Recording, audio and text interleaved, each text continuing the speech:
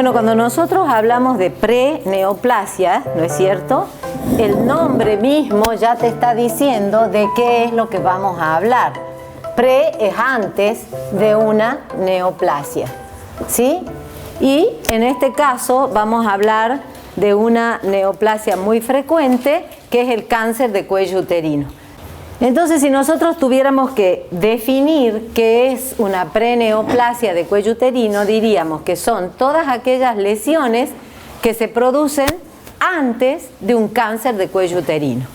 Y cuando nosotros pensamos en las preneoplasias, pensamos en estas dos entidades que son el HSIL y el LSIL, ¿sí? L de low, bajo, y H de high, alto. Entonces, cuando nosotros les preguntemos en el examen, vamos a hacer, usted tiene una paciente que tiene un diagnóstico de LSIL, ustedes inmediatamente en el acto se dan cuenta que estamos hablando de una preneoplasia de cuello uterino y tienen que saber qué es lo que van a hacer con esa paciente. Entonces, como objetivo de la clase, tenemos que identificar las preneoplasias de cuello uterino. Otro objetivo es diferenciar entre métodos de screening y métodos de diagnóstico. Entonces nosotros tenemos que conocer la clasificación citológica de Bethesda, la clasificación colposcópica vigente, que es la de Río de Janeiro 2011, la clasificación histológica, que básicamente es la misma que la citológica, o sea, los patólogos la han adaptado a la histología. Y ya van a ver que yo lo que necesito que ustedes identifiquen es cómo se hace el diagnóstico de una preneoplasia, ¿verdad? Para poder saber cómo la vamos a tratar. Bien, vamos a trabajar sin PowerPoint. Entonces, cuando yo me ubico, tengo que pensar dónde se originan las preneoplasias de cuello uterino. Si yo miro el cuello en un corte transversal, voy a encontrar que acá tengo 4 capas del epitelio pavimentoso, ¿verdad? ¿Se acuerdan cuando lo vieron en histología o en anatomía patológica? Lo deben haber visto. El cuello uterino tiene 2 tipos de epitelio, el exocervical y el endocervical. Pues bien, cuando nosotros hablamos del epitelio pavimentoso exocervical, estamos hablando de un epitelio que tiene una membrana basal, una capa basal de células que son totipotenciales y que tienen un núcleo bastante gordito, bastante grande, paralelo a la membrana basal, capa basal. Hablamos de una capa parabasal donde las células se van agrandando y el núcleo se va achicando. Un estrato intermedio donde las células se empiezan a hacer más planas y el núcleo se hace aún más pequeño, y una capa superficial donde directamente las células son fusiformes, elongadas y el núcleo es prácticamente pignótico. ¿Estamos de acuerdo? Entonces, esas son las famosas capas de Vickers del epitelio pavimentoso. Entonces, vamos a definir a las preneoplasias de cuello uterino como todas aquellas lesiones del epitelio cervical caracterizadas por atipias celulares en un epitelio que en general conserva su arquitectura, o sea, no se desestructura. ¿Cómo se clasifican estas lesiones que están afectando este epitelio que yo les estaba hablando? En el año 1956, Regan y colaboradores empezaron a describir las diferencias citológicas entre carcinoma in situ y displasias. Entonces, ya hemos dicho, cuando nosotros pedimos definición, decimos que son lesiones que están en el periodo previo a la aparición de un cáncer de cuello uterino y que lo importante es que si yo encuentro una paciente en esta etapa, tengo que hacer tratamiento y con ese tratamiento voy a lograr una curación del 100% de los casos. Como introducción, saber que este es el peldaño anterior a un cáncer de cuello que sigue siendo el segundo cáncer de frecuencia entre las mujeres y que ocupa el primer lugar del cáncer femenino en los países en desarrollo. La IARC, que es la Agencia Internacional para el Estudio del Cáncer, informó que en el 100% de los cánceres de cuello uterino encontramos el HPV, no al revés. Saber que el cáncer de cuello uterino produce el 88% de las muertes en países en vías de desarrollo y es la causa más importante de años de vida perdidos por cáncer entre las mujeres de América Latina y el Caribe. Más o menos se ha hecho una estimación de que el número de casos de cáncer de cuello va a incrementarse de 68.000 en el año 2008 a 126.000 en el año 2025, simplemente por el crecimiento y por el envejecimiento de la población. Cuando nosotros empezamos a estudiar este tema en el año 1992, que yo egresé de la residencia, hablábamos en ese momento del trípode diagnóstico y decíamos citología, colposcopía, histología. A esto ahora le tenemos que decir que ya no es un trípode, sería como una mesita de 4 patas en donde vamos a agregar a la cito, a la colpo y a la histología la inmunohistoquímica y ya van a ver por qué.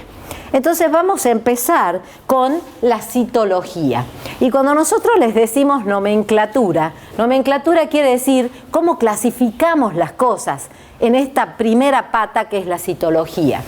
Y vamos a hablar de la primera clasificación de Papa Nicolau, la clasificación descriptiva de la OMS de displasia y la que se utiliza ahora, que es Bethesda, que tiene una primera clasificación en 1988, otra en el 1999 y otra en el 2001. Y ahí viene el segundo objetivo que yo quiero que se lleven de la clase y que es reconocer qué diferencia hay entre un método de screening, tamizaje o cribado y un método de diagnóstico. ¿Es lo mismo? No. ¿Por qué? Porque el screening es un método que yo tengo que hacer en población sana. Yo quiero saber en Tucumán cuántas mujeres pueden tener cáncer de cuello, por ejemplo. ¿No es cierto? Entonces, ¿cómo voy a hacer? ¿Cómo voy a hacer para que todas las mujeres sean tamizadas? Para que yo las detecte, yo, agente de la salud, las pueda detectar. Y ahí es el primer paso que se llama screening. ¿Sí? Fíjense arriba, es como un embudo. Están todas las mujeres que pueden tener HPV o cáncer de cuello y yo las voy a filtrar en esta especie de embudito. Entonces, ¿qué hago en la prevención primaria? BPH con PAP, lo hemos visto cuando han estado en la estación de TGI. ¿Y qué hago con la prevención secundaria? Diagnóstico precoz y tratamiento oportuno, y con eso no voy a tener cáncer. Si la APS, la atención primaria de la salud, funciona, no deberíamos tener la incidencia de cáncer de cuello uterino. Entonces los programas de cribado, screening o tamizaje solo van a tener éxito si tienen una elevada cobertura. Entonces la cobertura debería ser al menos de 80%. Deben tener un adecuado seguimiento y tratamiento a las pacientes y tiene que haber, ¿no es cierto?, recursos adecuados desde lo estructural y recursos humanos. En cuanto al diagnóstico, acá era un poco lo que yo les quería decir. El método de screening tiene que ser de bajo costo, tiene que ser inocuo y tiene que tener amplia aceptación. La detección o screening debe poder aplicarse a grandes masas poblacionales para detectar en una población sana una enfermedad que es muy frecuente, como es este caso del cáncer de cuello uterino. Estos métodos de detección, de tamizaje o de screening, en el embudito me dice, bueno, acá estas son las pacientes que tienen BPH positivo o PAP positivo, usted fíjese cuáles tienen las lesiones. Entonces entramos en el primer embudo, en el primer tamizaje, ¿sí?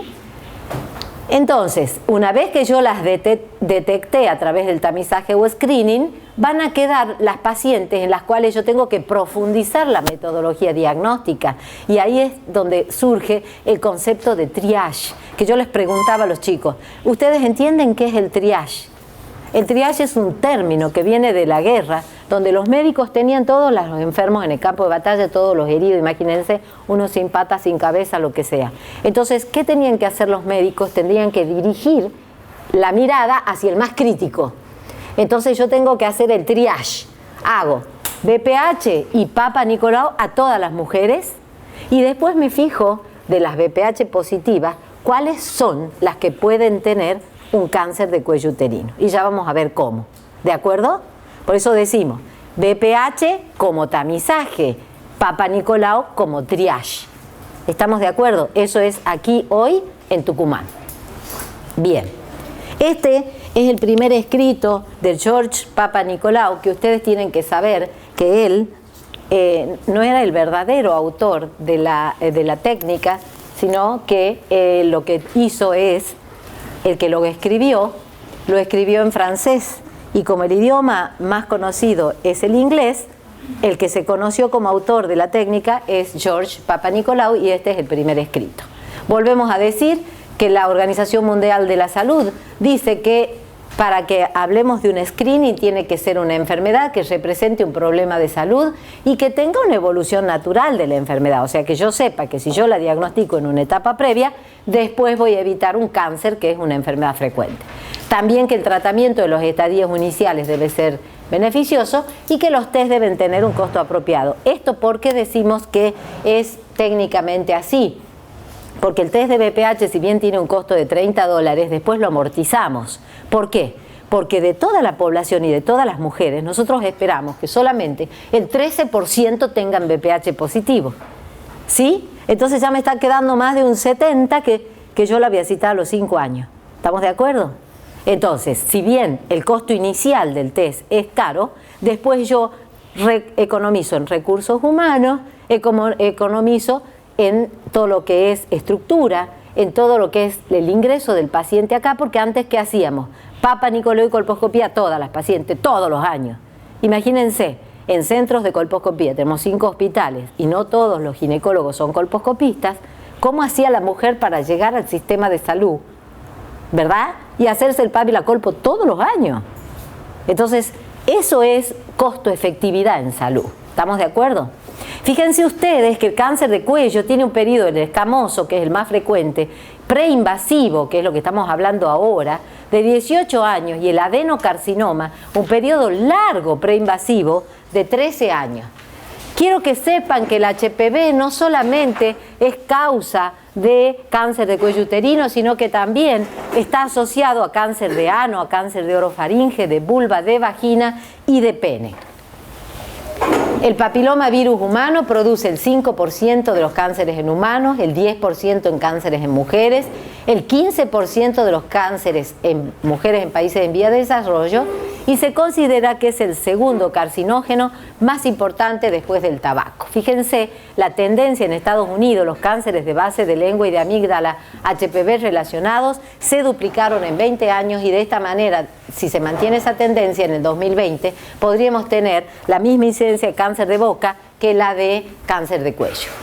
Tenemos que saber que la infección de BPH tiene un primer pico que se da más o menos entre los en las pacientes antes de los 25 años, y que hace un segundo pico en mayores de 55, lo cual se debería a que después de cierta edad las mujeres se separan, cambian de pareja y ahí aumenta el riesgo. Se dice que cuando uno cambia de pareja aumenta en 10 veces el riesgo relativo de adquirir una nueva cepa de HPV. Tienen que saber que la mayoría de las infecciones por HPV se producen dentro de los 3 años de iniciada la actividad sexual. Por eso nosotros sabemos que en Argentina las chicas estadísticamente empiezan las relaciones sexuales a los 15 años. Por lo tanto, si empezó a los 15, yo a los 18 ya tengo que tener un primer Papa Nicolau. Ya vamos a ver que en menores de 30 la citología sí se utiliza como screening. Saber que la infección por HPV es una causa necesaria, pero no suficiente para que se produzca un cáncer de cuello uterino. Fíjense, esto es un cuadro donde podemos ver cómo las lesiones que habíamos dicho, L-Sil y H-Sil, están asociados con distintas cepas de HPV. Fíjense, las de bajo grado, sobre todo predominan el 16 y el 11, y en el alto grado y en el cáncer, fíjense, casi todo, más del 80%, se lo llevan el 16 y el 18. ¿Sí? ¿Qué es lo que nosotros vamos a detectar con el test de HPV que ustedes ven que hacemos en la atención primaria y en los consultorios? Entonces, cuando yo les hablaba de que empezamos a hablar del HPV como carcinógeno en el cuello uterino, nosotros poníamos la última diapositiva: en el futuro tendremos la vacunación. Y ahora el futuro ha llegado. El futuro ha llegado porque tenemos la vacuna y porque la tenemos incorporada en el calendario nacional. La prevención secundaria, ya hemos dicho, diagnóstico precoz y tratamiento oportuno, y la prevención terciaria sería la rehabilitación de las lesiones producidas por cáncer. Ahora hemos dicho que el HPV no es el único factor. ¿Qué otro factor necesito? Los cofactores, la edad de inicio precoz de actividad sexual. ¿Por qué es importante? Cuando preguntamos eso en el examen no saben qué contestar. ¿Y por qué es importante? Porque en las mujeres más jóvenes está expuesta la zona de transformación, que es la unión escamocolumnar, que ya la vamos a ver.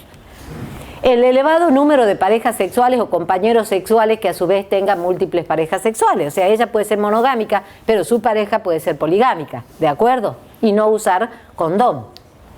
La alta paridad, el nivel socioeconómico bajo, el consumo de tabaco y el uso de anticonceptivos hormonales por más de 5 años. Y acá lo tenemos al señor desparramando HPV. ¿Sí?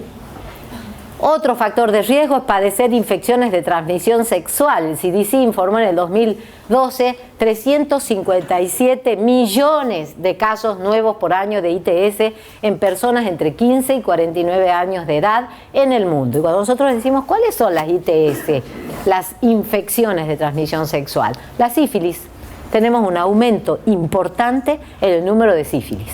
Gonorrea, tricomoniasis, que es una de las más frecuentes, clamidia, que produce esterilidad, el herpes genital, que produce úlceras muy dolorosas, y también todos estos cofactores y el HPV tienen que estar relacionados con factores inmunitarios o inmunosupresión.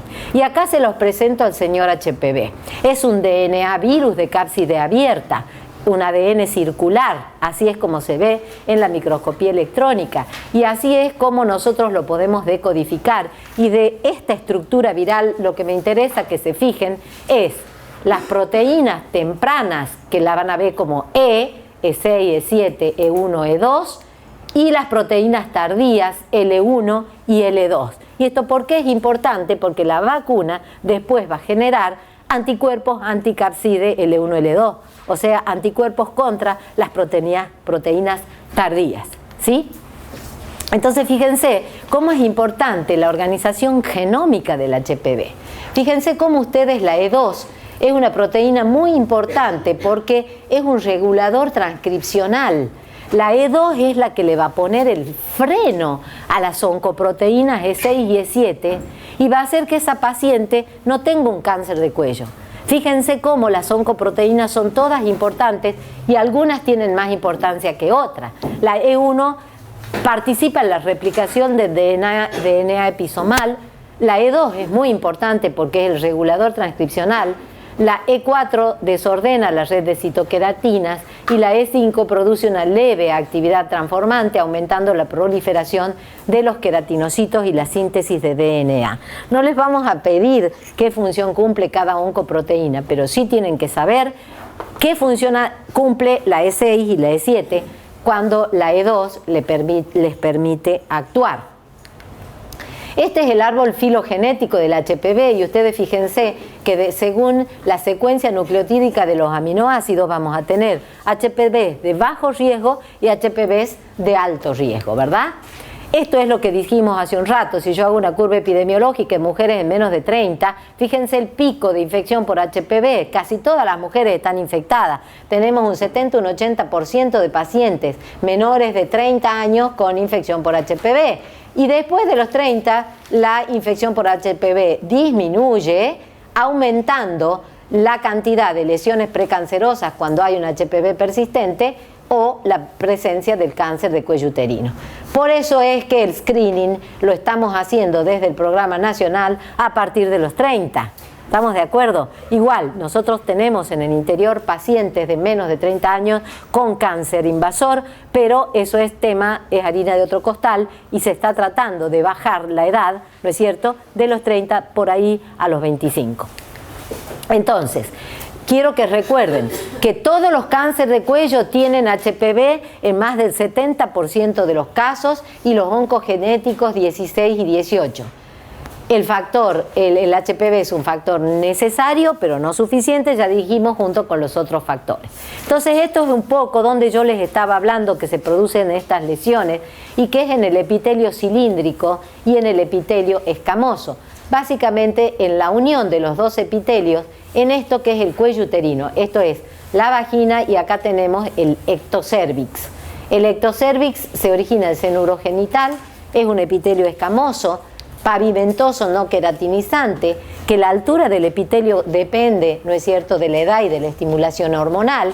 En la niñez y en la paciente posmenopáusica, como hay pocas hormonas, va a ser chato. En cambio, en la edad reproductiva, en la edad fértil, la paciente tiene claramente definidas las 4 capas de los que yo les mostré, les empecé a dibujar acá: un estrato basal, células con núcleo elongado perpendicular a la basal; el parabasal, donde la célula se va agrandando, un estrato intermedio, que es una ancha zona de células con citoplasma amplio, glucogénico. Eso tienen que saber, que las células intermedias tienen glucógeno y captan el lugol. Y el estrato superficial, que está constituido por las células planas, que son estas células afusadas con núcleo chiquitito. ¿Estamos de acuerdo? Ahí lo ven, histológicamente. Membrana basal, mis pies. Membrana basal, mis pies. Y de ahí, capa basal, parabasal, intermedia, superficial. ¿Por qué les hago esto? Porque si pasa la célula preneoplásica, perfora, pasa la basal, estamos hablando de la clase de la doctora Forneris, cáncer. ¿Estamos de acuerdo? Fíjense cómo es de importante que nosotros entendamos y podamos diagnosticar las lesiones antes de que perforen la membrana basal. ¿Estamos de acuerdo? Bien. Este es el endocervix, que es un epitelio mucíparo que tiene túbulos y hendiduras en un estroma laxo, es cilíndrico simple, con un núcleo basal, un citoplasma con moco.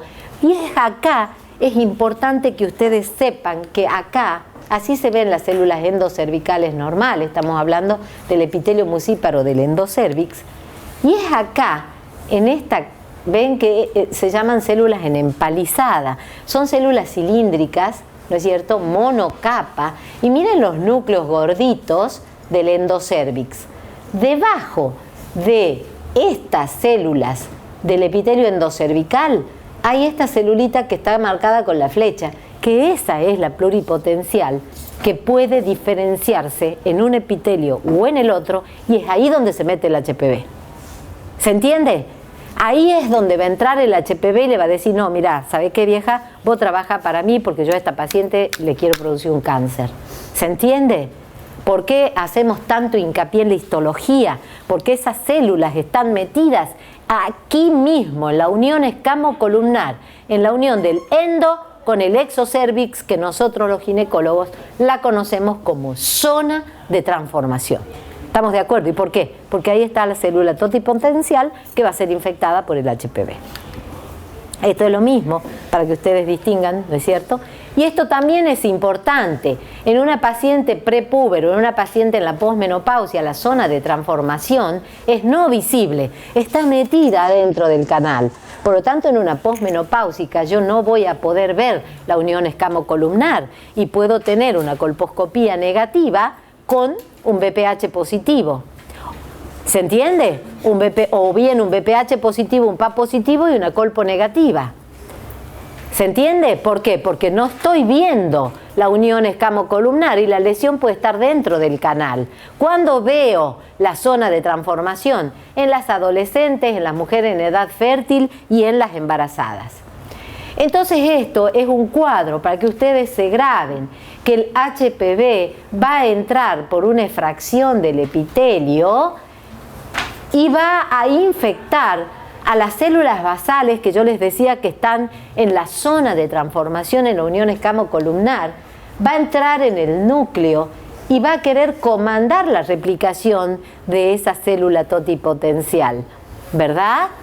Y en el 70-80% de los casos va a haber una replicación del DNA del HPV, pero la infección va a ser transitoria y se va a eliminar porque va a actuar la respuesta inmune mediada por células y va a hacer que ese epitelio, como va madurando de abajo hacia arriba, la célula se va descamando. ¿Se entiende?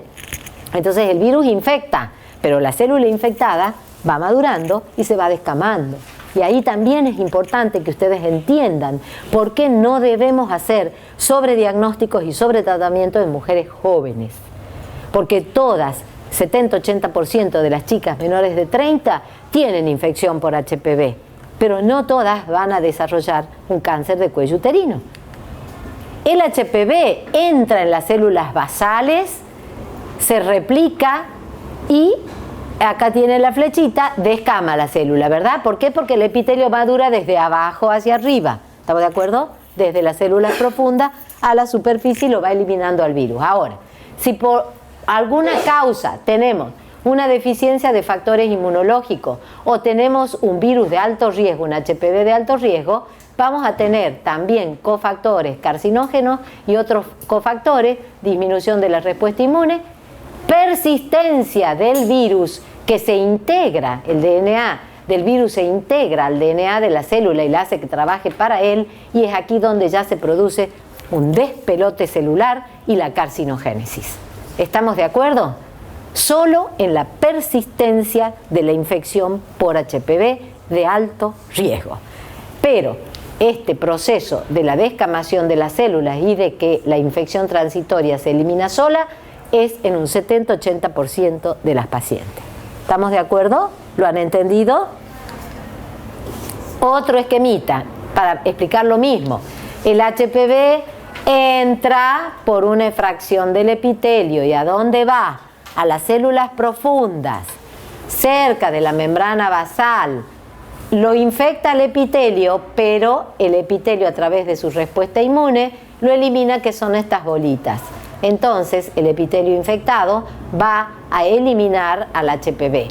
Si el HPV infecta la capa basal y el virus la utiliza, la célula del huésped, para replicar su DNA viral y expresar las oncoproteínas, las partículas del virus no van a poder ser eliminadas y va a haber persistencia viral y va a haber carcinogénesis.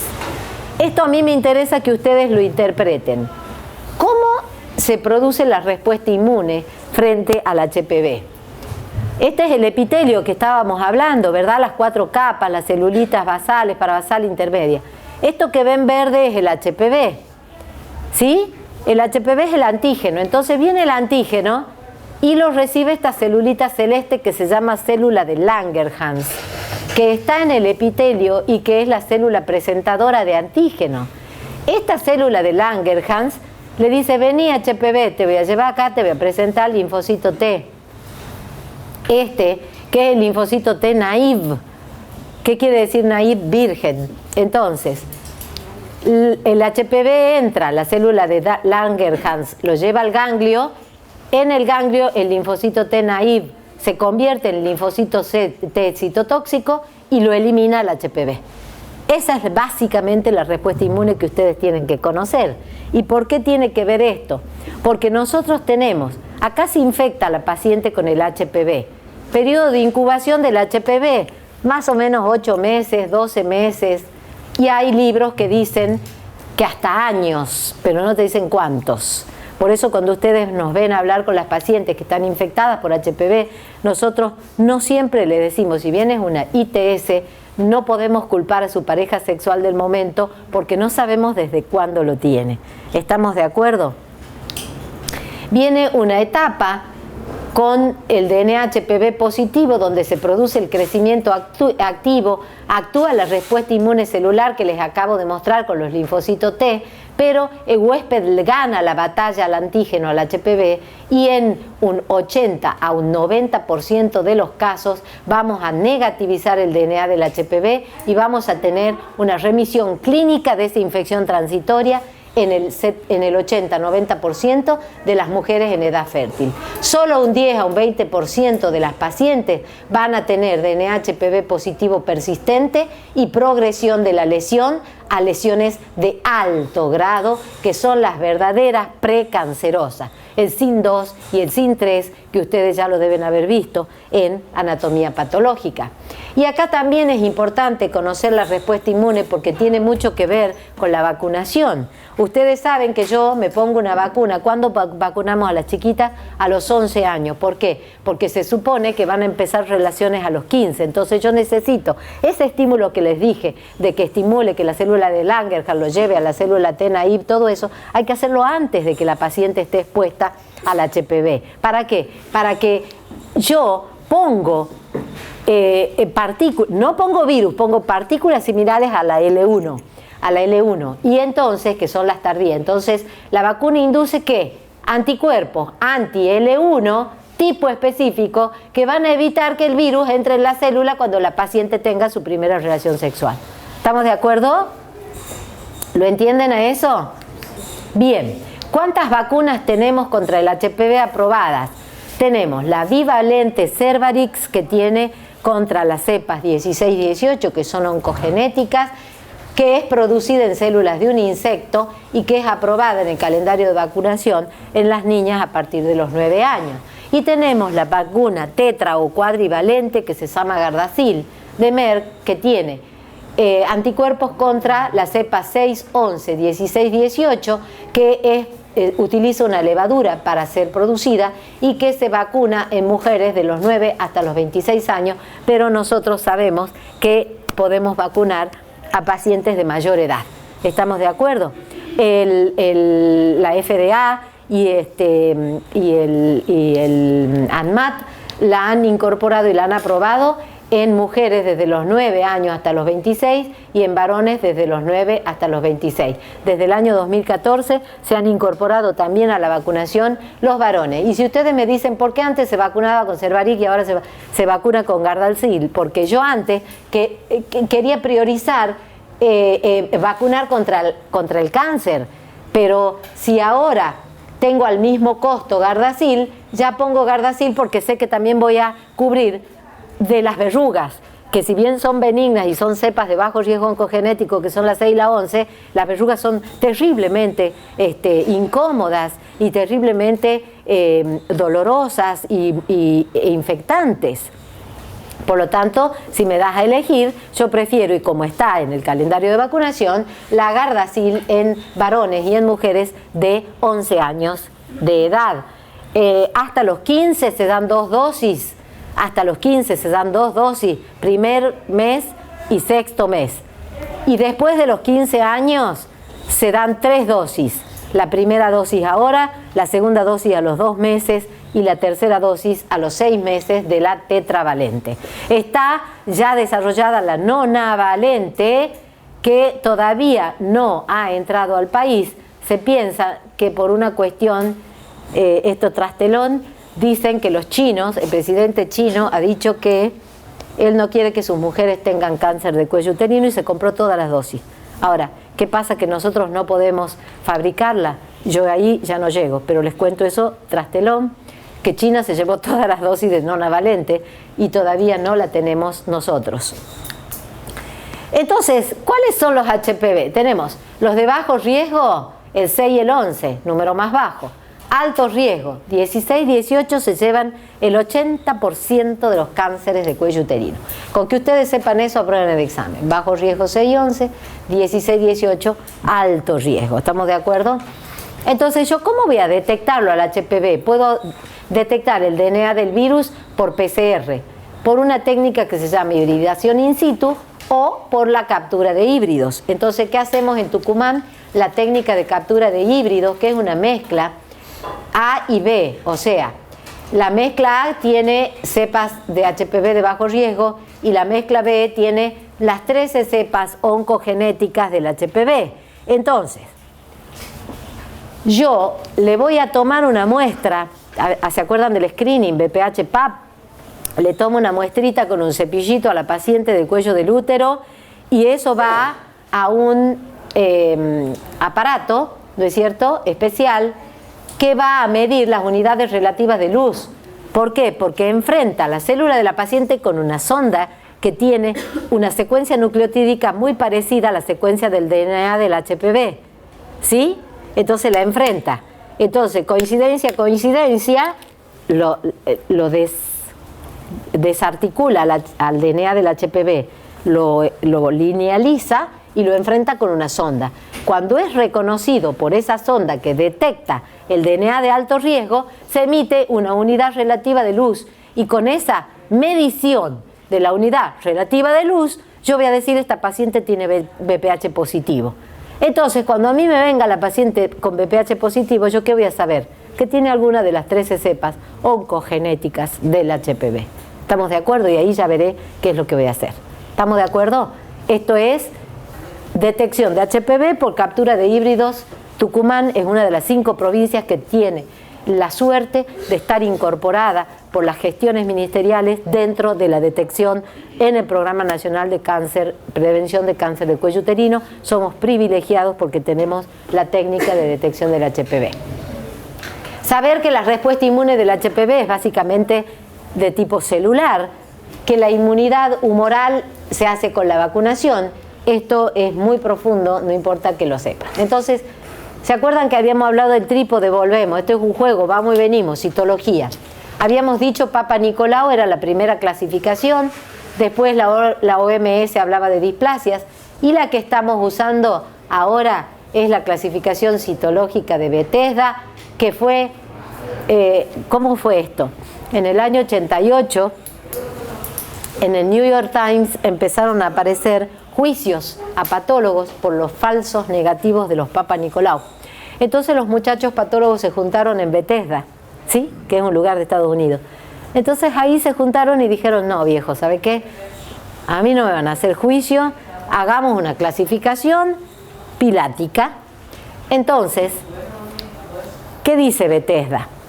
Disculpen, tendría que ser una pantalla o una letra más grande, pero es la única manera que tengo de mostrar toda la clasificación de Bethesda en una sola diapositiva. Bethesda me dice si la muestra es idónea o no. Yo le tomé un Papa Nicolau y el patólogo a mí me va a decir si la muestra es adecuada o inadecuada. Si es inadecuada, ustedes van a ver el informe de la citología que le dice tratar y repetir. Tratar si tiene atrofia la mujer porque tiene muchos años, o si tiene una infección, trátela y repita, porque yo no veo la célula, no sé si la paciente tiene o no tiene algo. ¿Listo? Problema del ginecólogo. Ahora, si la muestra es adecuada, se ve todas las células, yo voy a ver si esa célula está normal. La citología es negativa, el Papa Nicolau es negativo. Y si la célula es anormal, el Papa Nicolau va a ser positivo. Y después en otros hay otras células, otras infecciones. Entonces, si a mí el Papa Nicolau me dice negativo, también me brinda no solo una información de tipo oncológica, sino que también en el Papa Nicolau me van a informar si yo tengo tricomona, si tengo hongos, se ven las hifas como unos pelos que cruzan el vidrio, la vaginosis bacteriana, que ya lo vamos a ver, actinomices, herpes y otros hallazgos como ser cambios producidos por inflamación, atrofia, pacientes irradiadas o cambios producidos por DIU. Esta es la clasificación de Bethesda 2001 y ya van a ver por qué después se modificó en el 2008. No vamos a detenernos en cómo se hace el Papa Nicolau, ¿no es cierto? Que es un método de diagnóstico, ya saben ustedes la técnica, pero a mí me interesa que sepan que el HPV tiene 2 posibles evoluciones. O se cura, entre comillitas, porque siempre ustedes saben que las bacterias, los virus, todo queda acantonado en estado episomal en los ganglios locales. Si yo me agarro una faringitis, el estrepto puede quedar en los ganglios de la garganta, de la región cervical, y el HPV generalmente tiene una curación de tipo clínica, o sea, se cura la lesión. ¿Estamos de acuerdo? No te curás la infección, te curás la lesión. Pero cuando el HPV persiste y es de alto riesgo, voy a tener enfermedad, cáncer de cuello. El screening cervical con citología, con Papa Nicolau, ha demostrado disminuir la cantidad de muertes por cáncer de cuello uterino. ¿Dónde? En Estados Unidos. Acá no. ¿Por qué? Porque había mucho falso negativo. Entonces, ¿qué hago acá? BPH y PAP. ¿Estamos de acuerdo? Esto es, saquen una fotito porque esto es básicamente la esencia de cómo entra el HPV. Lo van a ver varias veces en varias filminas, en varias diapositivas. ¿Entra dónde? A mis pies, a las células basales. ¿Qué les hace? Las infecta. Pero las infecciones en un 70-80% de los casos son transitorias. ¿Qué va a pasar? Hay una inmunidad, una respuesta inmune tipo específica mediada por linfocitos T que va a hacer que ese HPV se elimine por la misma maduración del epitelio que hemos dicho que es de abajo hacia arriba de escama y se va. ¿Estamos de acuerdo? Ahora, cuando yo tengo fallas en la inmunidad celular, persistencia viral, y el virus se mete y lo somete al ADN de la célula para que trabaje para él, yo voy a tener un aumento de las oncoproteínas E6 que la va a inhibir a la P53 y de la E7 que la va a inhibir a la proteína del retinoblastoma. Voy a producir una inestabilidad genética y ya la célula se ha totalmente desarticulado y empieza a cancerizarse. ¿Se entiende?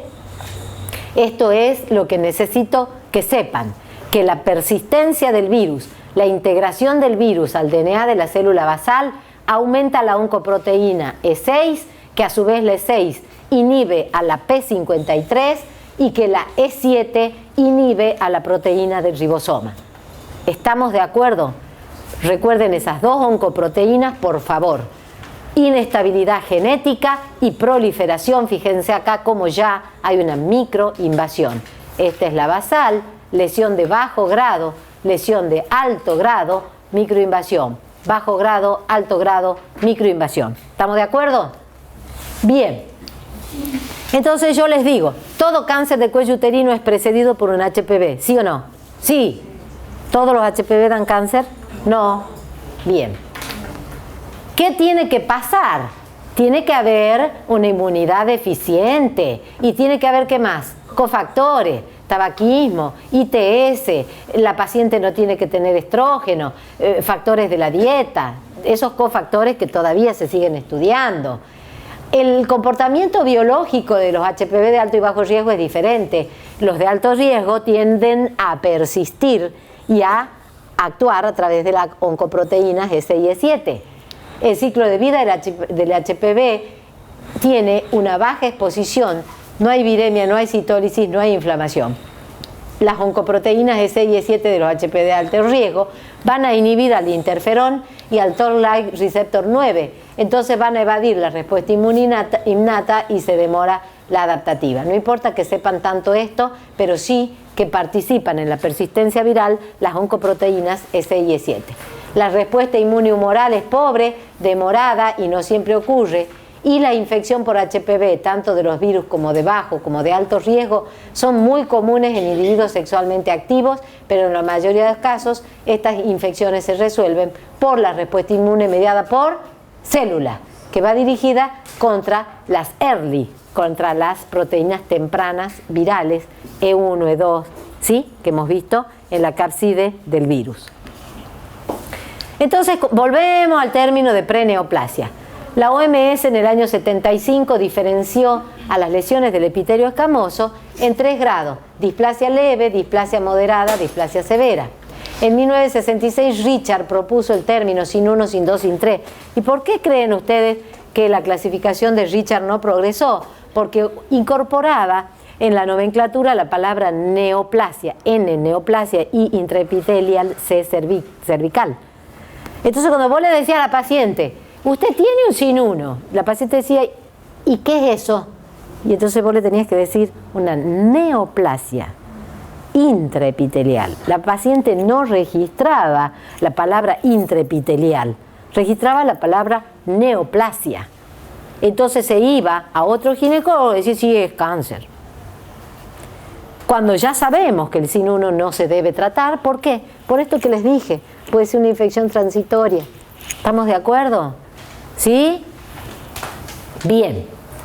Sepan entonces que Richard ha dividido la displasia leve, la clasificó como sin 1, la moderada sin 2 y la severa y carcinoma in situ como sin 3. Nomenclatura que todavía está usándose asociada con la clasificación de Bethesda adaptada a la histología.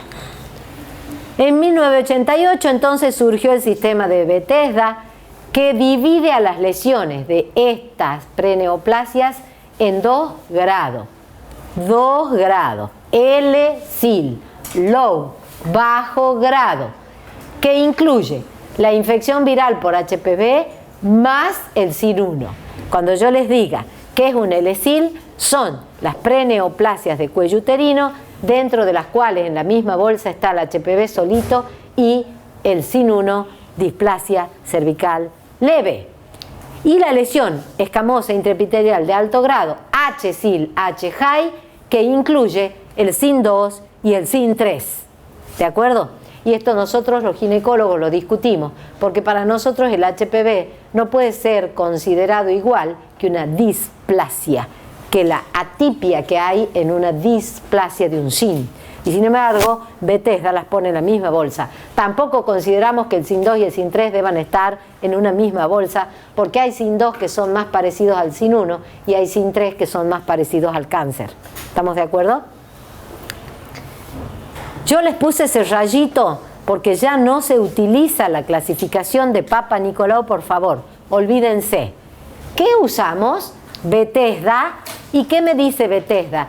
Que es un Papa Nicolau normal, que tiene cambios celulares benignos, que tiene un ASCUS, que ya vamos a ver qué es, que la paciente tiene una lesión de bajo grado, preneoplasia L-SIL, que tiene una preneoplasia H-SIL o que tiene un cáncer. Eso me va a decir Bethesda en la citología. ¿Y cómo yo lo homologo con la clasificación de Richard? La citología normal, PAP normal, cambios celulares benignos es lo que Richard puso como inflamatorio. El ASCUS no existía en la clasificación de Richard. El SIN1 es el L-SIL, ¿sí? El L-SIL de Bethesda es el SIN1 de Richard.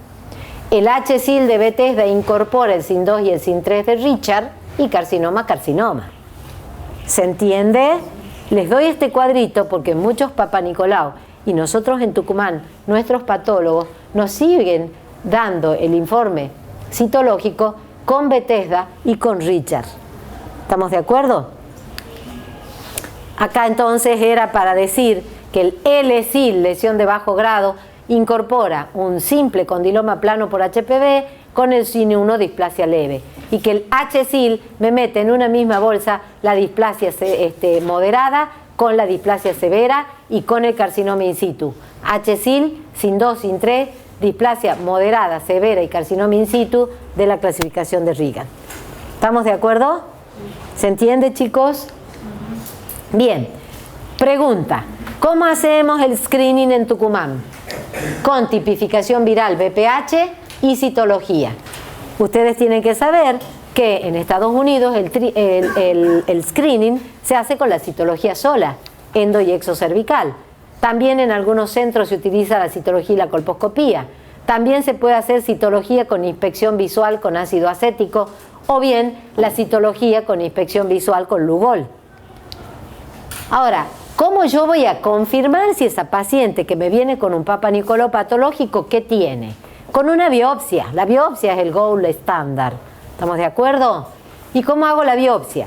Puede ser exocervical, dirigida bajo control colposcópico, puede ser endocervical, a través de un legrado endocervical, la microcolpohisteroscopia de contacto que ha dejado de hacerse, puedo hacer una biopsia ampliada con LIP o un cono, o puedo hacer tipificación del DNA por PCR, captura híbrida, que también sirve para confirmar el diagnóstico.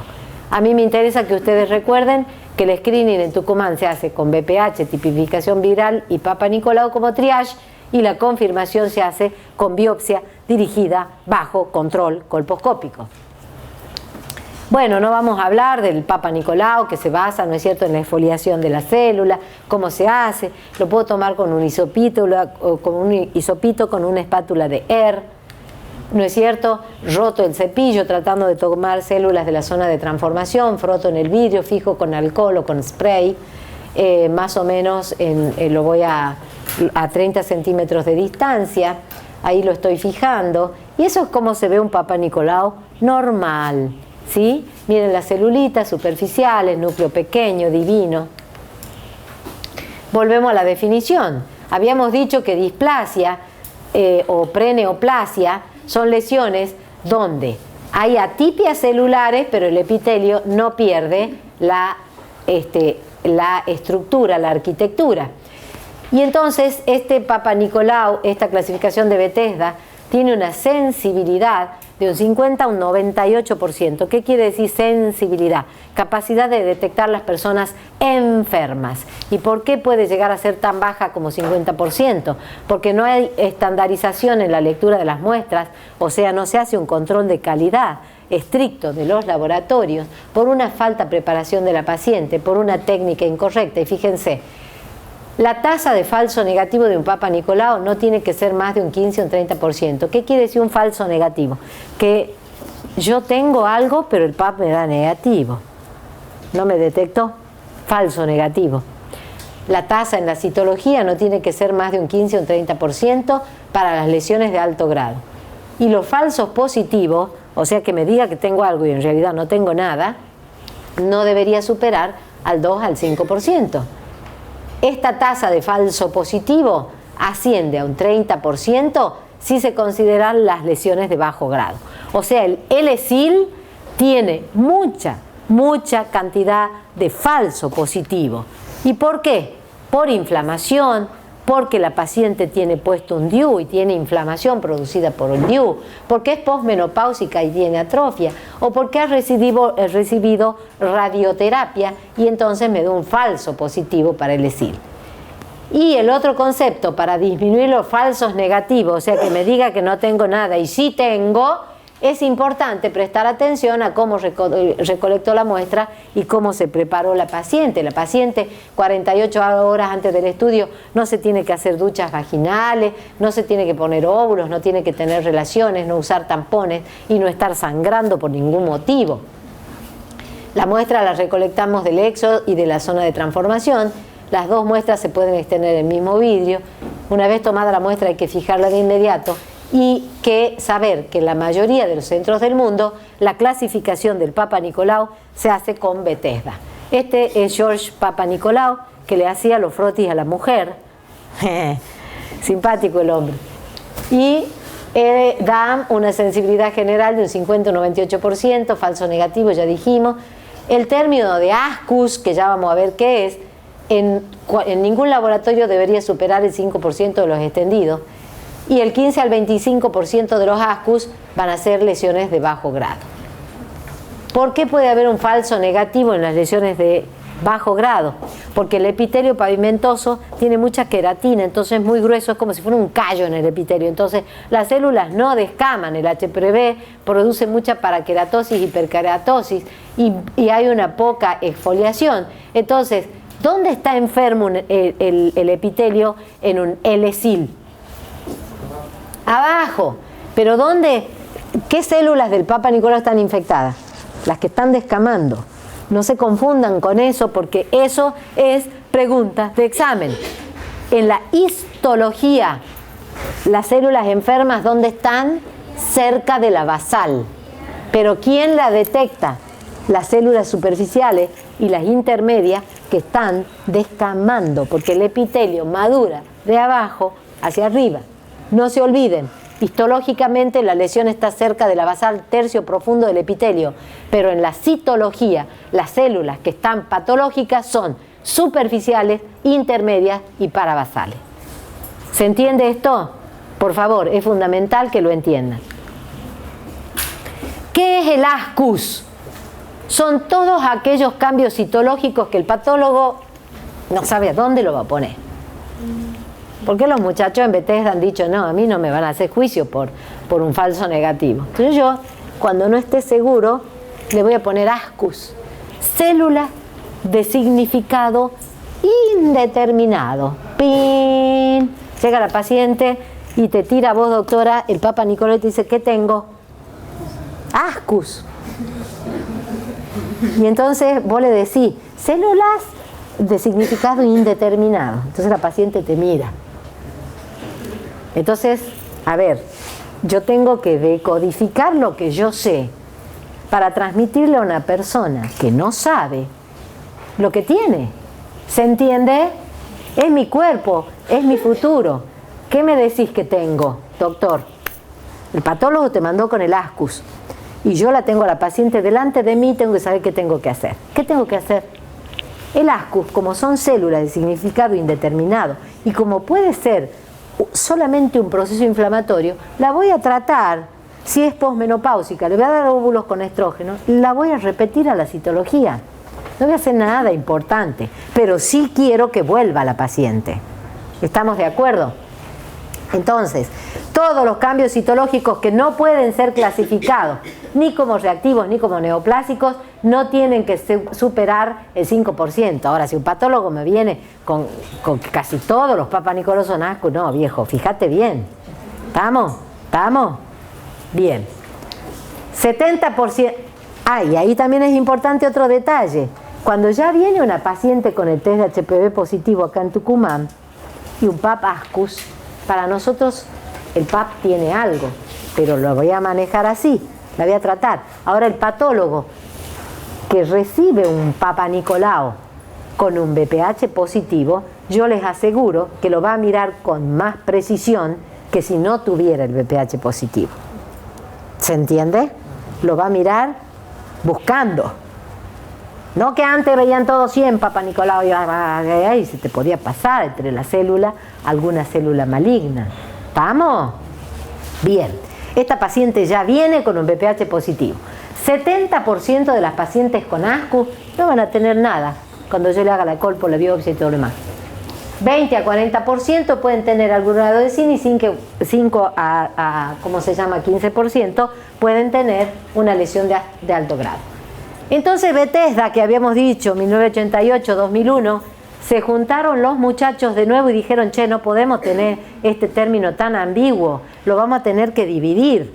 Y de ahí surgió la modificación de Bethesda entre el verdadero ASC-US, que es lo indeterminado, no sé qué tiene, y el ASC-H.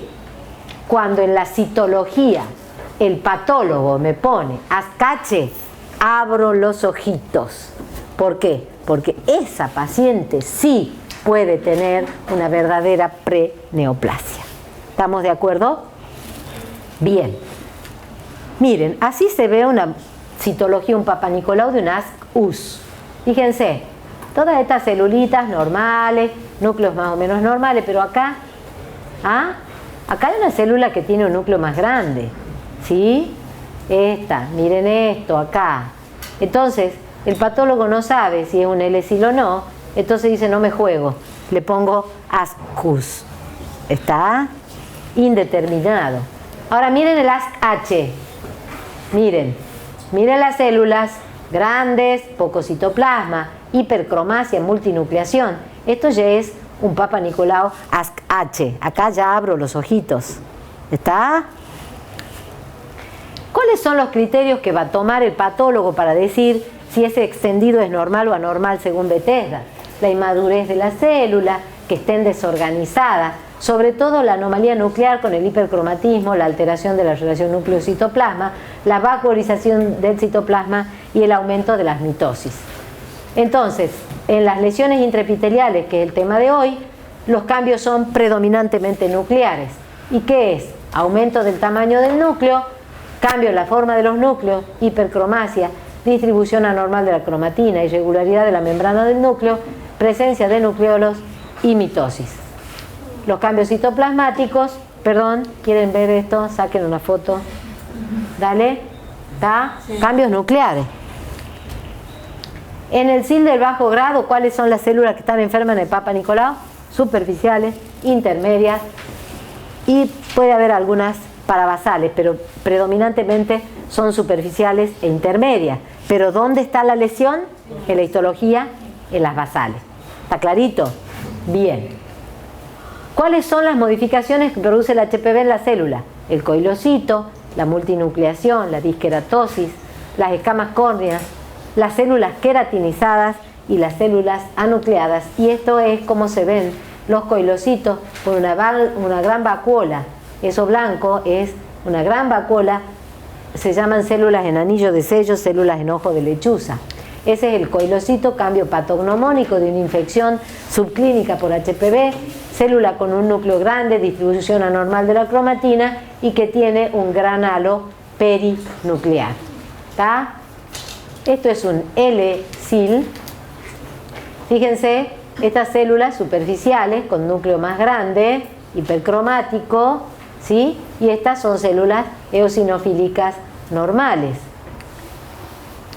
Esto es lo que nosotros le criticamos al Bethesda, que me ponga en la misma bolsa el HPV, que es una alteración celular inducida por un virus en el estrato superficial o intermedio del epitelio, con un sin 1, que ya es una atipia que está en el tercio profundo del epitelio.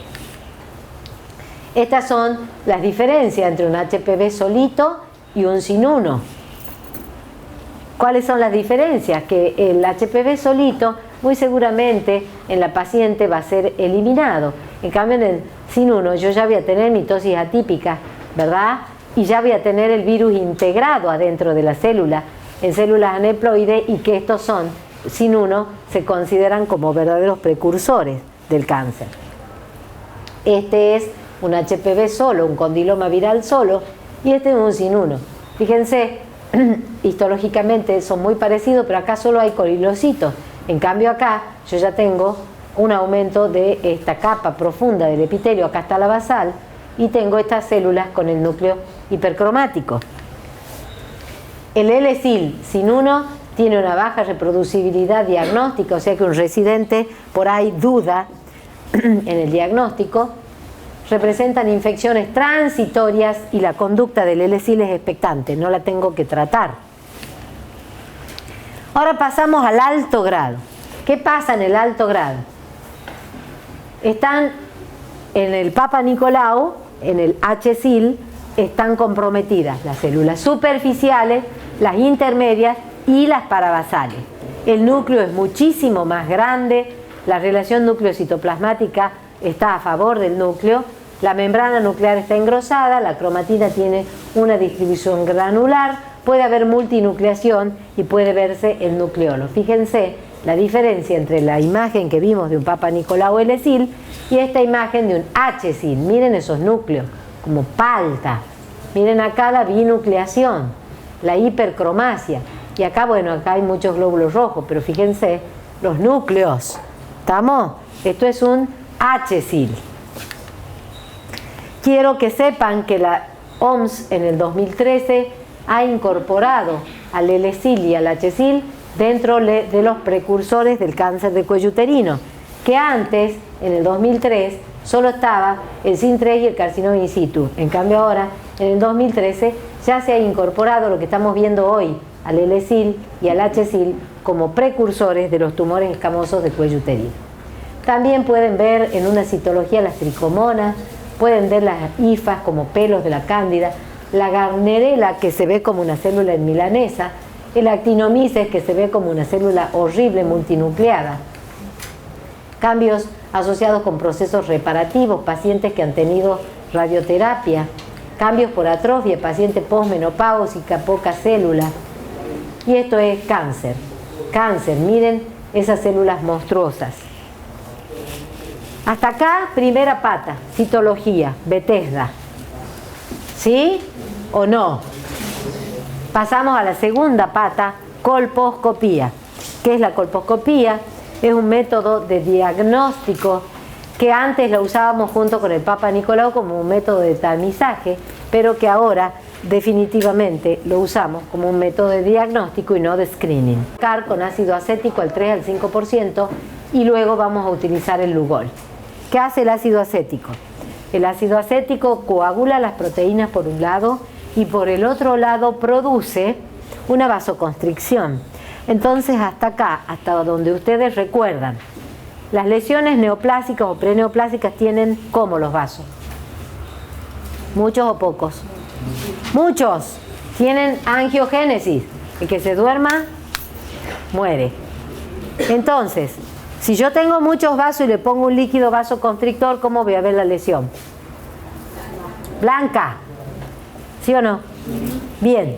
Entonces, el ácido acético tiene un poder vasoconstrictor, hace que se pongan de manifiesto sectores del tejido que tienen mayor vascularización, y tanto la patología intraepitelial, que es lo que estamos viendo hoy, como el cáncer, que es lo que va a dar la doctora en la próxima clase, tienen muchos vasos en el corion, por lo tanto los sectores enfermos se visualizan blancos con el ácido acético. Cuando yo les pregunto en el examen, bueno, ¿cómo se puede ver en la colposcopía una preneoplasia? ¿Cuáles son las imágenes colposcópicas que puede ver el ginecólogo? Leucoplasia epitelio blanco, base o puntillado, ya no se usa el término base, se llama puntillado, vasos atípicos y mosaico. Ahora, según las características del epitelio blanco, si es tenue o si es más grueso, el mosaico y el puntillado, si son regulares o son gruesos y regulares, yo puedo decir, esto es un hallazgo colposcópico de bajo o es de alto grado. Fíjense cómo todas las clasificaciones, tanto la de Papa Nicolau como la de Colpo de Río de Janeiro, que vamos a ver ahora, dicotomizan bajo, alto grado. ¿Estamos de acuerdo? No tienen cómo errarle. Entonces, cuando yo haga la colposcopía puedo ver, y con mi ojo, porque es clínico, la colposcopía es clínica, es una imagen. Entonces, yo puedo cuantificar el aspecto de esas lesiones y decir, este epitelio a mí no me gusta, o estos vasos son muy atípicos, tengo que hacer de esta zona la biopsia. El Schiller, la prueba de Schiller, es la prueba que nosotros hacemos en la colposcopía con una solución yodo-iodurada que se llama Lugol. ¿Qué pasa? Las células normales hemos dicho que tienen ¿qué? Glucógeno. Las células normales se tiñen con el Lugol porque tienen glucógeno. Por lo tanto, cuando yo le ponga el yodo, ¿cómo se van a ver? Color caoba. Schiller, negativo, Lugol, positivo. La prueba es negativa. ¿Por qué? Porque la célula se tiñe. ¿Por qué? Porque es normal. ¿Por qué? Porque tiene glucógeno. ¿Se entendió? A veces se confunden. La prueba es negativa porque es Lugol positivo. ¿Se entendió? No se confundan en el examen. Bien. No es una prueba muy específica para el diagnóstico de las LSIL, y una vez que yo ubico la lesión, ¿qué voy a hacer? El gold estándar en la patología cervical, la biopsia. Biopsia. ¿Cómo la va a hacer, doctor? Con un colposcopio y una pinza. Biopsia dirigida bajo control colposcópico. Pregunta de examen. Usted tiene BPH positivo, PAP, LSIL o HSIL. Hago la colpo, veo una lesión. ¿Cómo toma la biopsia? Por la paroscopía, te dicen. No, por favor. ¿Estamos? Evolución natural de la enfermedad. Yo tengo que trabajar para detectar aquí citología y colposcopía positivas para que esa mujer no llegue al cáncer, porque esta es un peldaño, una escalerita que subo de la preneoplasia y llego al cáncer indefectiblemente, chicos. Esto es prevención. Esto sí o sí se puede diagnosticar antes que tengamos los tumores gigantes que tenemos en el piso. Por favor. ¿Sí?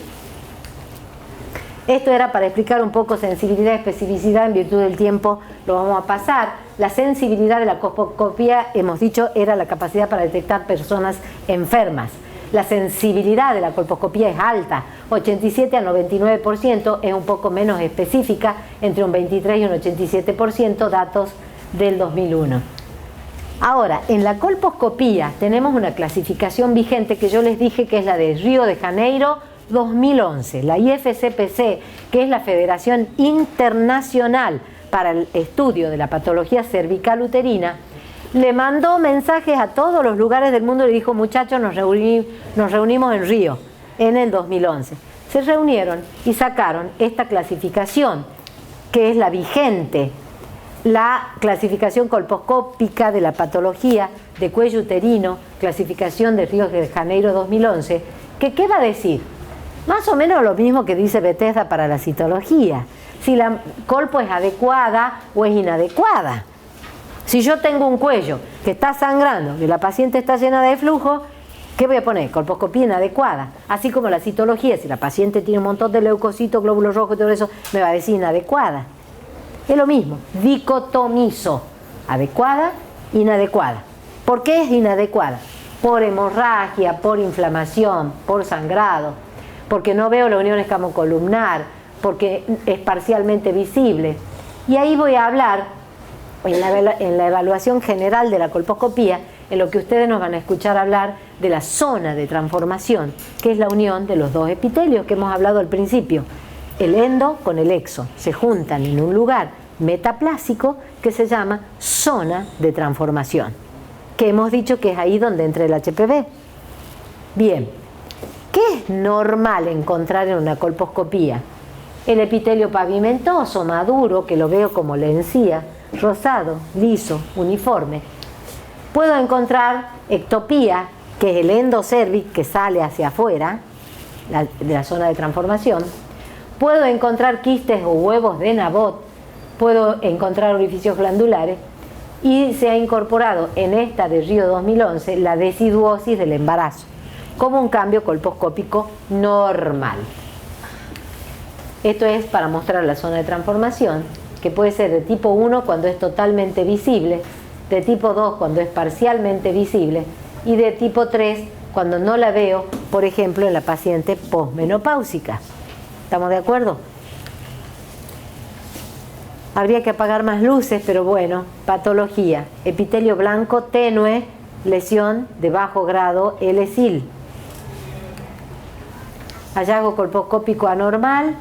Yo tengo que ver dónde está la lesión. Si está dentro de la zona de transformación, si está fuera. Si está cerca de la unión escamocolumnar o está lejos. ¿Dónde está ubicada según las agujas del reloj? Nosotros ponemos horas 12, horas 6, horas 3, horas 9, ¿sí? Y también qué porcentaje del cuello está afectado. Entonces, si tiene 25%, 50%, 75% o si la lesión ocupa todo el cuello uterino. Grado 1, epitelio blanco delgado. Vos vas a ver que es un epitelio como si hubieras desparramado un algodoncito. Los bordes no son netos, es un borde geográfico, es un borde que se difumina. Epitelio blanco tenue, baja sospecha colposcópica. El mosaico fino y el puntillado fino, baja sospecha colposcópica. Ahora, si yo tengo un epitelio blanco denso, aparece rápido cuando le pongo el ácido acético, veo orificios glandulares cornificados como anillo, mosaico grueso, puntillado grueso, signo del límite o signo de la cresta. ¿Qué es el signo de la cresta? Es un epitelio blanco grueso sobre otro epitelio blanco, ¿está? Y es un hallazgo colposcópico de alto grado. Y hallazgos no específicos, que es cuando el Schiller da positivo, ¿sí? También podemos encontrar vasos atípicos, ¿sí? Y también la clasificación de Río de Janeiro habla de la zona de transformación congénita, condilomas, pólipos, inflamación, anomalías, post-tratamiento y endometriosis, ¿sí? Entonces acá les muestro algunas imágenes. Este es un epitelio blanco delgado con el borde irregular, ven que se pierde dentro del epitelio. Este es un mosaico fino, ¿lo ven? Discúlpenos que les doy la espalda. Mosaico fino, ¿sí? Acá, mosaico fino. ¿Tiene el mosaico ahí? Acá. Tiene que meterse bien en la cabeza, linda foto esa que. Sí, son lindas. Hay que meterse en la cabeza lo siguiente. Bajo grado. Lo que hay que. Si ustedes se acercan, ustedes ven que esto es un fondo blanco, pero tiene los vasos. Que los vasos son los que van haciendo el mosaico como este. O sea, este es un epitelio, vaso y vaso. Bien. Por eso se llama mosaico. Incluso, vení. Mirá. Mirá. Mirá, porque de lejos no se ve bien. Las baldositas. Bueno, ya vamos a tener una pantalla más grande. ¿Ve la baldosita? Son todas iguales. Y este es un mosaico, entonces son todas iguales. Cuando no son iguales, el mosaico es irregular. Ahora lo muestro, profesor. Mostralo. Muy buena foto. Puntillado fino, todos los vasos a la misma distancia intercapilar. Puntillado fino. No comprendés. Epitelio blanco grueso, chicos, miren el borde neto. Blanco, blanco ostra, blanco grueso. Epitelio grueso, alta sospecha colposcópica. ¿Sí? Lo que dice el profesor. Mosaicos de distinto tamaño. No me vengas a macanear acá. ¿Cómo? Mirá, eso es mosaico irregular. Mosaico grueso. Vos que sos un tipo. ¿Me entendés? Este hijo de médico. Te están filmando, nene. ¿Ah, sí? Sí. Bueno, está bien. Puntillado grueso, distancia intercapilar diferente entre uno y otro. Signo de la cresta, chicos, esto, alta sospecha colposcópica. ¿Qué es un signo de la cresta? Un epitelio blanco grueso sobre otro epitelio más tenue. ¿Ven este? Y este es el cuello normal. Epitelio blanco de baja sospecha y un epitelio grueso, grueso, de alta sospecha colposcópica. Esta, una leucoplasia. ¿Qué diferencia hay entre la leucoplasia y el epitelio blanco? Que a la leucoplasia la veo a simple vista, no necesito poner ácido acético. ¿Estamos de acuerdo? Y está hablando de una queratosis, fíjense, las leucoplasias a simple vista. Antes no eran hallazgos de sospecha colposcópica, pero ahora se ha visto que hay un porcentaje importante de patología premaligna debajo de la leucoplasia. Entonces estas pacientes sí deben ser biopsiadas. Signo de la cresta, epitelio blanco grueso sobre un epitelio más delgado. Lesión de alto grado, fíjense, acá ya hay lesiones sobrelevadas, vasos atípicos, ¿sí? Sin 3 vasos atípicos, miren esos epitelios gruesos, miren esos vasos, mosaicos, como dice el doctor, mosaicos con baldosas de diferente tamaño, muy sobrelevados, alto grado de sospecha colposcópica. Esto es para mostrar patología benigna, pólipos, ¿sí? Que están en la clasificación de Río de Janeiro. Esto ya es microinvasión, miren esos vasos terribles.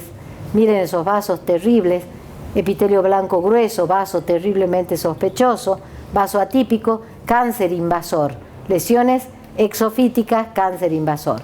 Estas son las misceláneas, erosión, este es el Schiller, prueba negativa, Lugol positivo. Claro, pero eso entiéndanlo bien, ¿no? Schiller positivo, prueba positiva, Lugol. Lesión exofítica, chicos, cáncer, que es lo que tenemos que evitar en esto que hemos aprendido hoy, que son las preneoplasias. Bien, esto no es importante, es raro ver lesiones sobreelevadas en el cuello uterino. Los condilomas son más frecuentes en la vulva. Otro pólipo, inflamación, estenosis, hallazgo post-tratamiento, un foquito de endometriosis en el cuello, y saber que la clasificación de Río de la IFSPC del 2011 también incorpora el tipo de escisión. Si la zona de transformación es de tipo 1, no voy a profundizar mucho, va a ser una escisión tipo 1. Si la zona de transformación es tipo 2, tengo que profundizar más, escisión tipo 2, y si es tipo 3, acuérdense la que está metida dentro del canal en la posmenopausia, tengo que usar una asa más profunda, escisión tipo 3. ¿Estamos de acuerdo? Y llegamos al final. Hemos hablado de la citología con clasificación de Bethesda, hemos hablado de la colposcopía, clasificación de Río de Janeiro 2011, y ahora vamos a hablar de la histología, que es el gold estándar. Hemos dicho gold estándar. ¿Cómo hago la biopsia?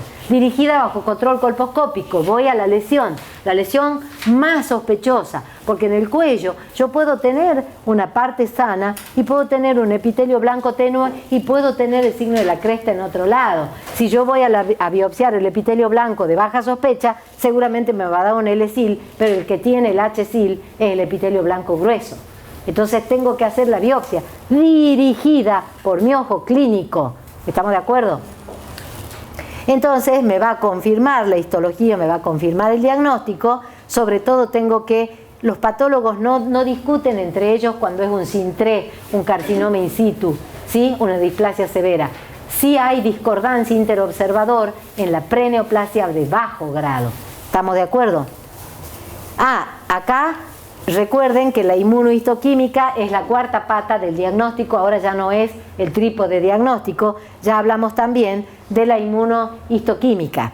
¿Cómo son las biopsias? Puede ser del exocervix, del endocervix con una cureta de Kevorkian, o puedo hacer una biopsia ampliada de Lipp, que es la escisión de la zona de transformación, que ustedes la van a ver en los libros como Lietz, escisión de la zona de transformación.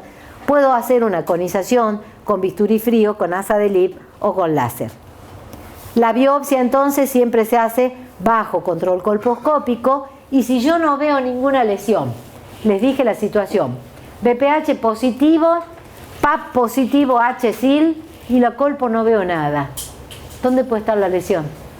Dentro del canal, ¿verdad? Entonces, si yo no veo ninguna lesión exocervical y la patóloga me insiste, esa paciente tiene algo, puedo hacer biopsias. No las voy a hacer, como se decía antes, en 4 cuadrantes. Las voy a hacer de la zona de transformación y voy a hacer un encuretaje endocervical buscando las lesiones. ¿Qué es lo que me ve el patólogo? La diferenciación, la maduración, la estratificación del epitelio, si está presente, si está ausente, si qué grado del epitelio está comprometido. Si está comprometido el tercio profundo cerca de la basal, ¿es un bajo grado o un alto grado? Bajo. Si está ya lo muestro. Por eso, ¿te queda mucho? No, ya termino. ¿10 minutos?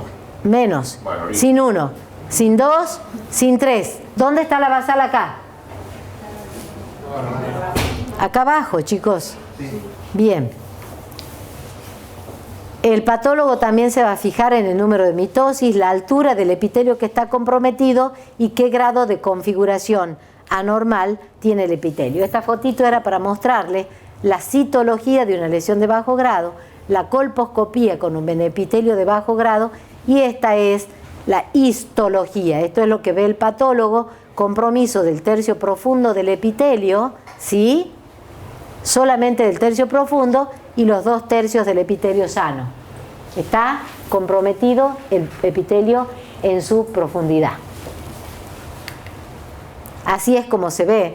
Fíjense los coilocitos, hemos dicho células en anillo de sello con una gran vacuola, sin 1, L-sil. ¿Por qué es un L-sil? Porque hay hipercromasia y atipia en estas células aparte de los coilocitos. Lesión de alto grado, células con núcleo grande en el Papa Nicolau, colposcopía con un epitelio grueso de alta sospecha y todos los tercios o los 2 tercios o los 3 tercios del epitelio. Cuando son los 2 tercios será un sin 2 y cuando son 2 tercios del epitelio, acá está la basal, 2 tercios del epitelio están comprometidos, fíjense esto no está comprometido, sin 2. Y cuando está comprometido los 3 tercios, células horribles en el Papa Nicolau, colposcopía, alta sospecha de lesión, todos los estratos del epitelio comprometido sin 3. ¿Lo ven? Todo. Esta es la basal, todo el epitelio con estas células horribles, agrandadas, hipercromáticas, casi sin citoplasma. Sin 3. El sin 2 es moderadamente reproducible, representa infecciones, realmente no sabemos si son infecciones transitorias o no, pero ahora la OMS ha incorporado a la P16 como un marcador de BPH de alto riesgo. Cuando a mí el patólogo me informa un sin 2 y es una paciente muy jovencita, supongamos tiene 23 años, 24 años, no tiene hijos y tiene un sin 2 y yo no le quiero hacer una resección quirúrgica porque puedo comprometer la fecundidad de esa paciente, pido una P16. Si la P16 es positiva, me está hablando de que está incorporado el BPH de alto riesgo, entonces esa paciente P16 positiva la voy a considerar como una lesión de alto grado que la tengo que tratar. P16 negativa la puedo controlar. Esto es importante. Inmunohistoquímica, OMS incorpora la P16 en el diagnóstico del SIN-2 y la Ki67 como un marcador de proliferación celular. El SIN-3 tiene elevada reproducción diagnóstica y debe tratarse siempre independientemente de la edad. Acá tienen cómo se tiñe una P16 positiva y cómo se tiñe una Ki67 positiva, marcador de proliferación celular. El proyecto LAST dice que el HPV se debe utilizar la P16 para decir si las lesiones son de bajo o de alto grado. Entonces, cuando yo tengo un diagnóstico de SIN-2, P16 positiva es un marcador de progresión, ¿sí? Entonces, la OMS en el 2013 incorpora al SIN-2 y al SIN-3 como precursores del tumor de cuello uterino e incorpora la P16 como una herramienta diagnóstica en la patología cervical. Así es como se puede hacer el SINTEC, que es una combinación de la P16 y la Ki67. Pautas de manejo de las preneoplasias. ¿Qué hago con un L-sil? ¿Qué hago? ¿Qué me han visto decir en TGI? Las lesiones de bajo grado a cualquier edad las controlo. ¿Cuándo la trato? Cuando la lesión es muy grande, ocupa más de 2 cuadrantes, cuando se mete en el canal, cuando es una paciente que no sé si la voy a poder volver a ver porque viene del campo y yo no sé si la voy a poder volver a ver. Entonces L-sil, control. ¿Cuándo no la controlo? Cuando la lesión es grande o la paciente es imposible de controlar. Y si la decido tratar a una lesión de bajo grado, ¿con qué la puedo tratar?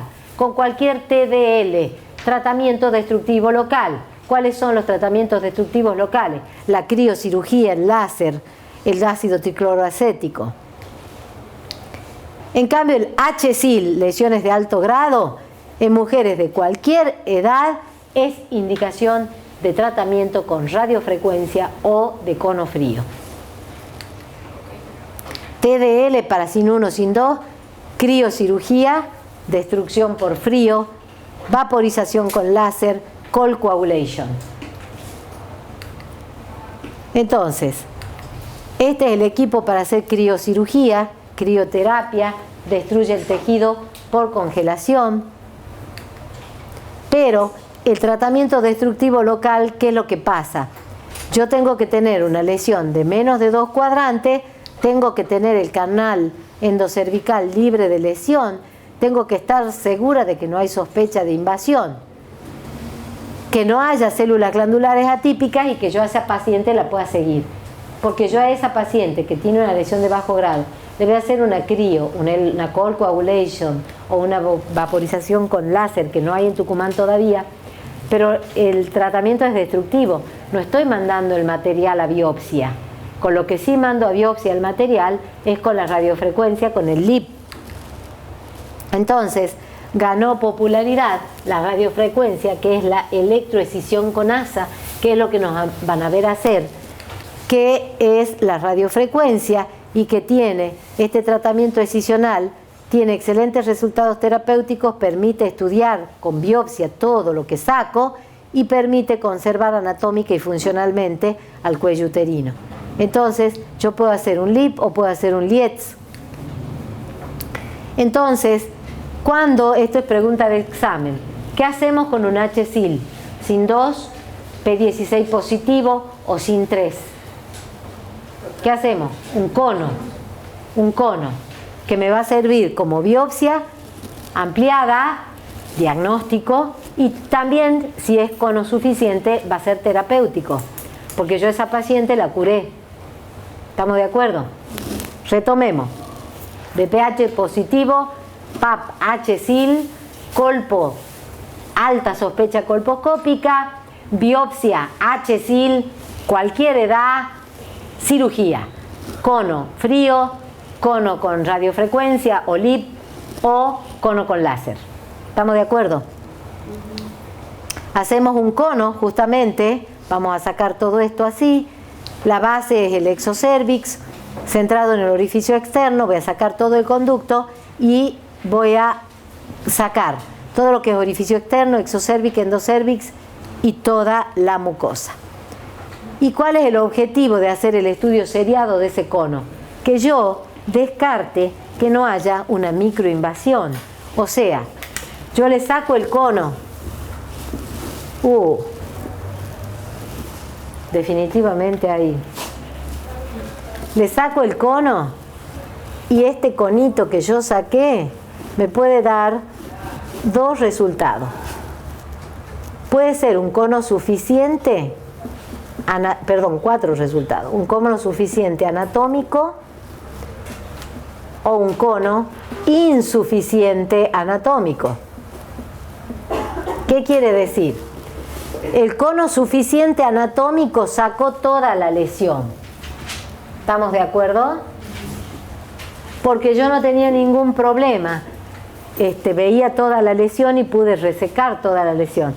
Y así queda el cuello después de una resección con LIP. Fíjense, casi no sangra y hemos sacado toda la lesión. Entonces, cono suficiente cuando saca toda la lesión, suficiente anatómico. ¿Cuándo va a ser un insuficiente anatómico? Cuando me quedó lesión. Cuando me quedó lesión, o sea, yo he cortado por tejido enfermo. ¿Pero por qué he hecho eso? Porque tenía una limitación anatómica, porque hacia arriba está la vejiga, hacia abajo está el recto. Entonces no tengo anatómicamente más espacio. ¿Estamos de acuerdo? Entonces ese es un insuficiente anatómico. La voy a reconizar. Ahora, Puede ser un cono suficiente histológico cuando realmente me dice que la paciente tiene un HSIL. Y el cono va a ser un insuficiente histológico cuando la paciente tiene una mayor lesión. ¿Qué quiere decir? Que hubo una microinvasión acá. La célula cancerosa entró en el corion del cuello. Insuficiente histológico, hay mayor lesión. ¿Qué sigue después de que yo perforo la basal? La microinvasión. Si es de 3 milímetros, estadio 1 a 1, clase de la doctora Fornelli. Nos divide la clase la membrana basal. ¿Y cómo diagnostico la microinvasión? Porque el cono fue insuficiente histológico. No puedo hacer un diagnóstico de qué etapa, en qué etapa se encuentra la paciente en su enfermedad si no hago un cono. Por lo tanto, nunca en una lesión de alto grado, nunca, salvo casos excepcionales de contraindicaciones quirúrgicas, puedo hacer una histerectomía, por ejemplo, o una cirugía radical si no tengo hecho un cono. Porque yo voy a determinar, según el grado de invasión, cuál va a ser la conducta. Es lo que les acabo de decir. Saquen una fotito. Suficiente anatómico, insuficiente anatómico. Suficiente histológico, insuficiente histológico. ¿Está claro? Bien. Preguntas. Preguntas. Si no hay preguntas. O sea, sí, insuficiente histológico quiere decir que ya atravesó la basal. Claro, por supuesto. Es la clase que sigue. ¿Cómo identifica ¿Quién estudia el cono? ¿El patólogo? El patólogo lo corta en 140, con 50 cortecitos que haga con el micrótomo está bien, pero un buen patólogo tiene que hacer 150 cortes de esa piecita que yo estoy mandando. Lo que pasa es que excepcionalmente se hace eso. Habitualmente se manejan con 32 cortes, con 64, porque cuesta mucha guita eso. ¿Me entendés? Que era lo que hacía tu abuelita. ¿Me entendés? Que era una de las tipas que mejor procesaba los conos en Tucumán. Claro, la Ida Osatunquita. Ah, mira. Ah, mira. Social Mac Torres. Mira vos. Sí. En la colposcopía, cuando uno veía las lesiones, se metían. Dentro del canal es indicación de evaluación del canal que se puede hacer con cepillado o con legrado endocervical. ¿Antes o después de la aplicación del ácido? O sea, Es independiente. Yo para hacer la colpo ya puse ácido acético. El ácido acético no me va a modificar nada que yo haga un cepillado. No las altera porque están adentro de las glándulas. Muchas gracias.